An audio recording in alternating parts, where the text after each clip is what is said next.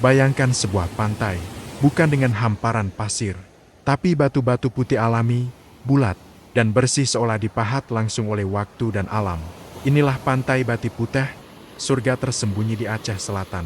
Namanya tak bohong, Bati Puteh berarti batu putih, dan pantai ini memang diselimuti bebatuan putih yang menawan, membentang di sepanjang garis pantai. Tak hanya unik, tempat ini juga indah luar biasa. Laut birunya jernih, tenang, dan memantulkan langit seperti cermin. Bukit hijau di kiri dan kanan menjadikan pantai ini seperti sebuah teluk kecil yang dijaga alam dalam diam. Dulu, hanya penduduk sekitar yang tahu keindahan ini. Namun kini, berkat media sosial, Pantai Bati Puteh menjadi salah satu destinasi favorit di Aceh Selatan. Terletak di Desa Lukaman, Kecamatan Mukek. Pantai ini hanya berjarak 1 kilometer dari jalan lintas Blangpidi Tapak Tuan. Dekat untuk dijangkau, tapi keindahannya terasa jauh dari hiruk-pikuk dunia. Jadi, bila kau mencari tempat yang tenang, alami, dan berbeda, Pantai Bati Puteh menunggumu.